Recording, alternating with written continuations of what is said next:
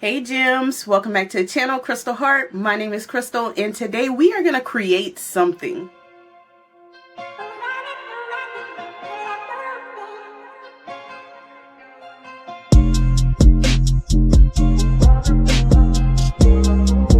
Alright y'all, before we get into the video, y'all hit the thumbs up button, and also if you're not subscribed, go ahead, hit that subscribe button and that little bell notification so you're notified every time I post a video and every time I go live. Alright y'all, so I knew I wanted to make a video creating something kind of for Valentine's Day, kind of for February, season of love, whatever. I don't know. But there's two things that I kind of wanted to do, and I thought maybe I should combine them. So one is I wanted to get into one of my Cupid boxes. I have this one and the one from this year, 2024, and this is 2023. And I thought maybe I should do last year's box or something with it so that, you know, I can get it out of here. And then I also have this that I got from my local quilt shop, which is Celebrate the Seasons with Charming Quilts by Lori Smith, and it's these small mini quilts, wall hangings, and there's some felt applique and hand stitching, some machine stitching, some hand stitching. So I thought I really wanted to do January, didn't have enough time. So this is February's pattern. So I think I want to do something with that. I do not remember what's in this box. So we're going to open up the box, see what's in it, see if it's a way to combine the two and create a wall hanging or something out of these two things. And if not, we'll create something else. We'll figure it out and do something. I'm going to take you guys into the downward view so we can see what was in last year's Cupid box and what we can do with it. Alright y'all, let's open this up and refresh our memory of what's in the Cupid box. Oh, it was these darn 2-inch strips, 2.5-inch strips. Y'all know I don't like strips. Oh, it was a mug rug project. I could have done this for the swap, our Valentine's Day swap. And then the heartstrings pattern. I'm not interested in doing the heartstrings pattern. Maybe I would do like one heart as a wall hanging or a mug rug, but other than that, I'm not that interested. We have the mug rug and then the fabric. Apparently, whatever else was in here, I took it out. Okay. So basically, we're left with the pattern,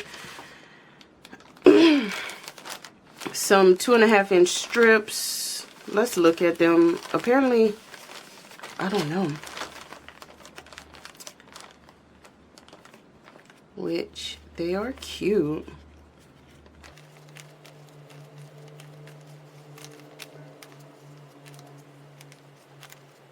Okay. Oh, I actually just used this fabric. I did use this for my swap item. If you don't know what I'm talking about with the swaps, we do monthly swaps in my Facebook group, Crystal Heart Creates and Shares. The link is down below for the group if you want to join it. It's the only way to join in on the swaps. Alright, y'all. So I am going to be 100% honest.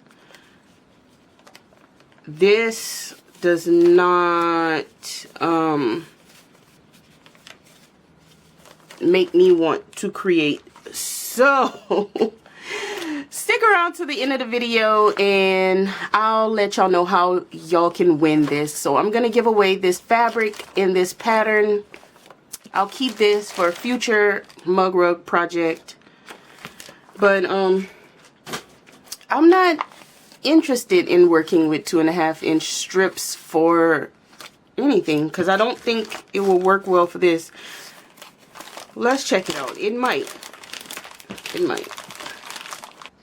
Okay, so no. For this, the pieces need to be 3.5 and 4.5 inches. So this would not work for that. So I'm gonna go ahead and do a giveaway with this at the end of the video. So stick around and I'll tell you how you can win this. Apparently I've been holding on to it for no reason at all because I'm not gonna use it. But we're just gonna move right along into working on this pattern. Alright, so I zoomed in on it so y'all can see it up close. I can't wait to do this one. The March one is so freaking cute. I cannot wait to do it. But we're here. This one is also cute with the hearts. The flower is it's giving love. So yeah. So with these patterns, you have to create the background first, which is usually just whatever prints you decide to use, and then you follow the instructions on what they are using for the different applique pieces, which I believe is usually felt, all felt. So first things first, I'm going to go and pick out the background fabrics. Mine will not look like this because this is more of the vintagey look, and I rather mine be a little more bright and colorful. So I'm gonna go and look for some background pieces for this. Okay, y'all, so I have chosen my fabrics and cut them down. Alright, so the pattern says to pick 9 pieces. I picked 8 and I doubled up on this one just because I couldn't find another one that I liked with everything. So I kind of wanted to be this little soft pink background, and then we're going to bring brighter colors up front, like, you know, darker pinks and maybe reds and I don't know, turquoise maybe, I don't know. But I need to piece all these together, just simple like 9-patch piecing. And then we're going to see what's next. Alright, y'all, so I have pieced it all together. Now this is a small project. I don't think I realized how small it was until I started reading the instructions. So it's a super small mini quilt, but that's fine with me. So here's my 9 patches. I think it's cute as a background. And next thing we need to do, I guess, is pick out some felts, or what we're going to use for all of the applique pieces. I don't have a huge collection of felt, and I absolutely do not have any wool felt. All my felt is craft felt that I got from Joann's for like 25 cents a sheet. So, or I think this is from Joann's. Anyway, so I have to work with what I got. So I'm going to pull out my pinks and reds and see what I like. I wish I had a better variety. I also have this, which I got from Amazon. And it has a whole lot of variety and colors, but this stuff is so hard to stitch through. It is stiff. It is stiff. It is hard to hand stitch through. So this is probably something I would use if I machine stitch, but not hand stitching. I don't want to do that again. Okay, so on here the word love is in like a pink, and like these are not the colors I'm using, and then the hearts are red and pink. The flowers are yellow. The butterfly is like a dark teal. Okay, so we do need some greens for the leaves for sure. I don't know what color I'm going to do everything else, but the leaves, definitely we need some green for that. I like this green, so definitely going to need this. Love, I think, is going to go in this pink. We're going to have some hearts in red and pink. We're going to use the turquoise probably for the butterfly. This blue, maybe I'll do one of the flowers in that. I do want to bring in a different color though for one of the other flowers. Maybe I'll do yellow the way they did. I have 2 of the same yellow. Yeah, so I think I'll bring in the yellow for a flower situation. So here's all my felt. So this pattern, the applique templates are printed in two different ways. You have them the right side and then the mirrored image, and that is so that however you do your applique. So this is applique templates, and then they teach you how to do it with freezer paper, and then this is the reverse image if you're using fusible web like heat and bond. I don't have freezer paper, but I do want to try the freezer paper method, but I don't have freezer paper, so it's either heat and bond or just pinning it down. And I'm thinking that I'm liking the idea of just pinning the pieces down, because heat and bond is hard to stitch through by hand. I'm actually dealing with that on a different piece right now, so I would rather not be stitching by hand through heat and bond. Alright, so I am going to start tracing and cutting out all of my applique pieces, and then I'll come back and show y'all how we're going to arrange it, how we're going to baste it down, and hand stitch and everything else. Okay, I'm excited. Let me go cut all my pieces. Really quickly, I just wanted to show y'all that I am going to be using my light pad, and it's just, it turns on. I'm not going to turn it on now because I actually don't even have it plugged in, but I'm going to put the reverse image on, take my felt, use a friction pin to trace it out, and then cut it by hand, fussy cut it by hand. So I have one of these light pads linked down below if you're interested in getting them. They're not very expensive at all, super thin and easy to store. I just slide it over some books that I have. So I just wanted to come in and show y'all that's how I am going to do this. Alright y'all, so I'm pretty sure I have everything cut out.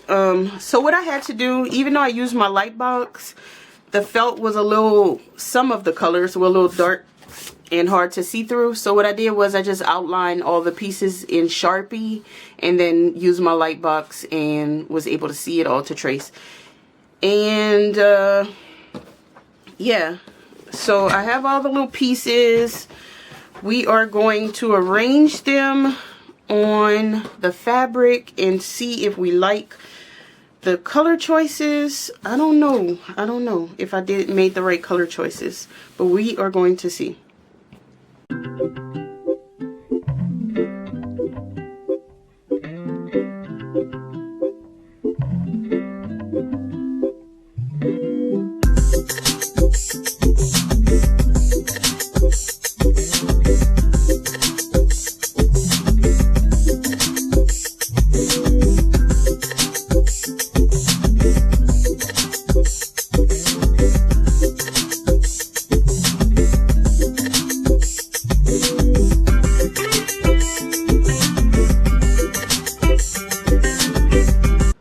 The only thing that's making me feel like I don't have enough contrast is this flower, because it's too much pink, red, and I know I'm going to be doing some stitching on it, but I'm trying to think about this. Should it be pink or should it be blue? I mean yellow or blue. Okay, I think I'm going to go ahead and recut this out in yellow, this flower. But other than that, I think everything else is kind of cute. So, like I told y'all before, I do not want to use heat and bond. So I'm going to baste it with just school glue, like glue stick. So let me get that. But honestly, I don't know if this glue stick will hold. If it doesn't, then I will go section by section and just pin everything that I need in place. It seems like it might hold though, so let's hope it does. And I've never had a problem hand stitching through glue, so you know, for me, I feel like it's way easier than hand stitching through heat and bond. And let me know down below if you are experienced with wool applique and that kind of stuff, because I'm really not. I'm not, but I'm getting into all of the hand stitch projects right now, so I'm really getting into it. And I can tell you now, like, I don't know the way that things are normally done in this realm with felt, so I'm just doing my own thing. One day maybe I'll invest in actual wool felt. Right now this is just craft felt. I'm sure it's like a dream to work with actual wool felt over craft felt, but this is what I have for today. Alright, y'all, I think the glue stick is holding up. It seems to be holding up pretty well. Alright, y'all, so I'm gonna go ahead, glue everything down. Now that I see that the basic Dollar Tree school glue is holding everything down, I'm gonna go ahead, finish glue everything down, and then we're gonna go ahead and talk about how we're going to hand stitch everything. Alright, y'all, so I have everything glued in place. What I do want to say though is that the glue holds better from the felt to the fabric. It doesn't hold as good from the felt to the felt. So if I move it around, I may stick a pin in the areas. Not this one. If it's hooked to the fabric, it'll be fine, but like the flowers are on top of each other, I may just stick a little pin in it to hold it. Our next step is that we need to actually applique this. So, oh, and do y'all see I changed the flower to yellow? I like it that way. So, to do that, to do the applique part, the pattern says either use pearl cotton or embroidery floss, which I have both, but I have, of course, a wide variety of colors in embroidery floss. So I thought I would just pull this out. I'm gonna look through this bin and we're gonna see what color. Also, the pattern also showed different stitches that you can use. So like all around the edges of everything, they pretty much do a buttonhole stitch, which I don't really have experience with. So this will be a learning experience for me. And then like making veins or whatever in the leaves and on the petals, I'll probably just use a back stitch or something for that. And I think that's it. And then after we get the stitching done, we are going to pick some cute buttons for embellishments. Y'all know I love a cute button, and there are buttons on this pattern. They don't come with it, but they show you where to put buttons. So we're probably going to put in the center here, here, here, wherever we want. All right. So now we need, I'll start off by showing y'all me learning the buttonhole stitch. Like I said, learning, because I don't have experience with it. So I'll show y'all me learning how to do it for the butterfly, and then I'll probably go stitch this somewhere comfortable, sitting in bed or something, and then y'all will see it. But all right. So I have threaded my needle with 2 strands of the embroidery floss, and I'm using color 3814. And let's see. I don't know what I'm doing, y'all. I'm going to start here. I don't know how deep into it I'm supposed to start, but we're going to start here and pull up, and then... oh, I think I messed up already. Okay, I don't know what I'm doing. Alright, so I have no idea. Alright, so I'm thinking I go down above it and then don't pull all the way. No, that was wrong. Okay, that was wrong. Let's try again.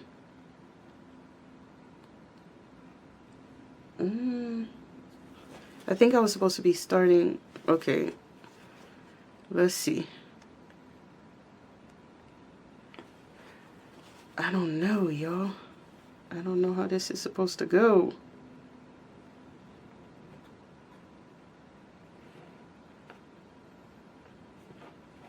Is it supposed to go this way? Alright, I think I'm supposed to hold this off to the side, then come up. Lord. Okay, then come up into it, and then pull. Yeah, but I went too high. Oh no, that's ugly. Okay. Okay, I gotta undo this one. I didn't do that good at all. Alright, let's try this again. You go in and come out. I think the thing is that you need to come out like right at the edge, and I don't know if this is focusing, like right at the edge. And if you don't, it looks crazy.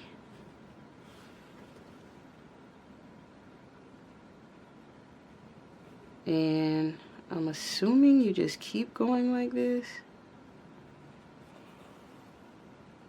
Yes, okay, we doing it, y'all. We are doing it.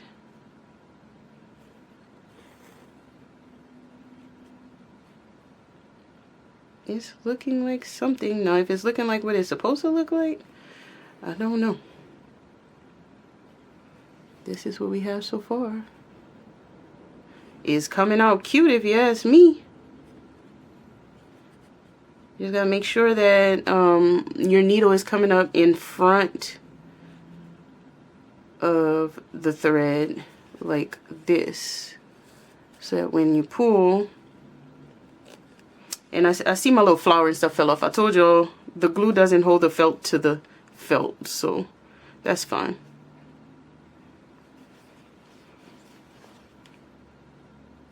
Okay,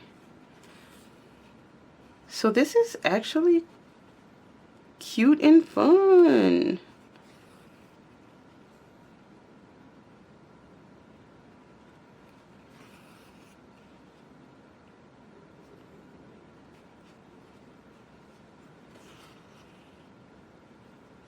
Alright, and if you've done this many a times and you have better suggestions for me, hey, leave them in the comment section, because I don't know what I'm doing.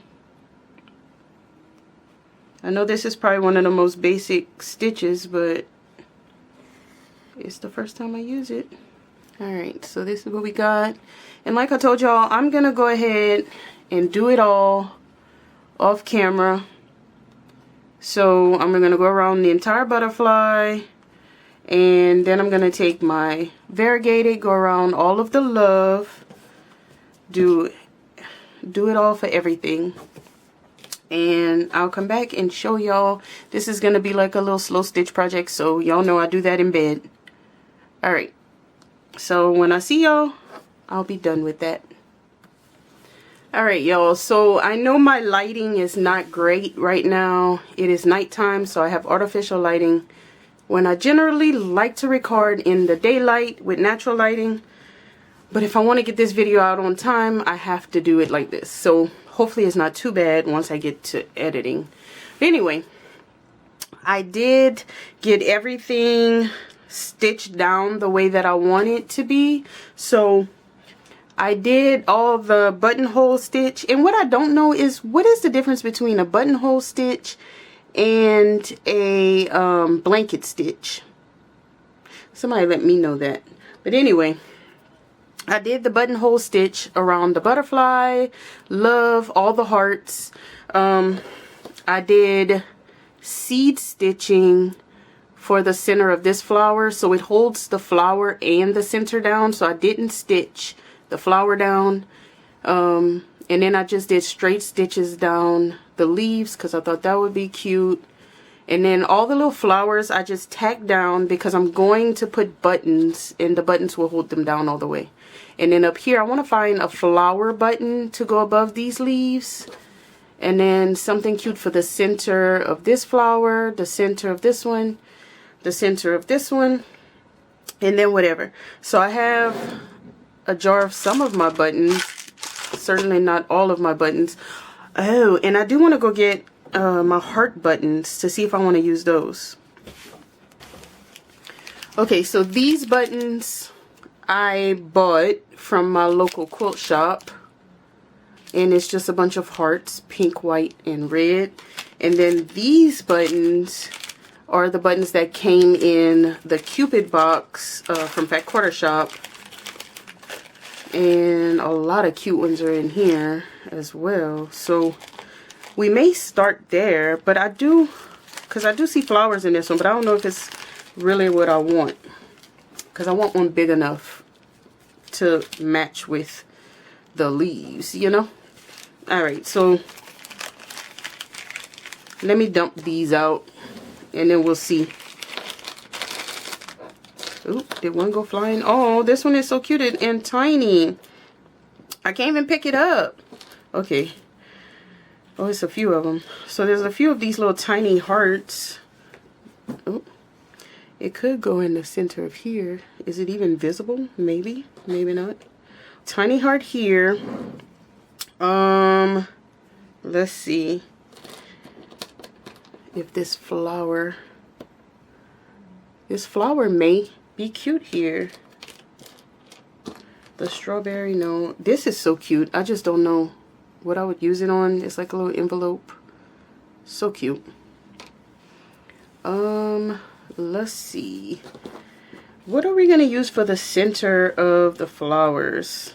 Ooh, this might be cute. A smaller flower. Okay, I think I like that. I don't like it here, but I like it here. Let's see. No. Oh, look how cute this one is with the smiley face. So I think I'm going to open up some of my other buttons to try to find something for the center of this flower.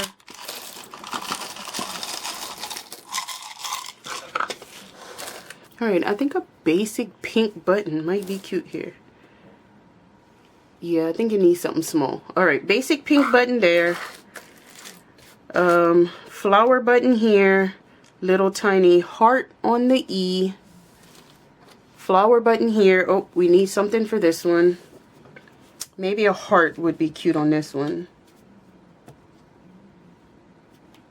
Not that one though. Maybe a red one.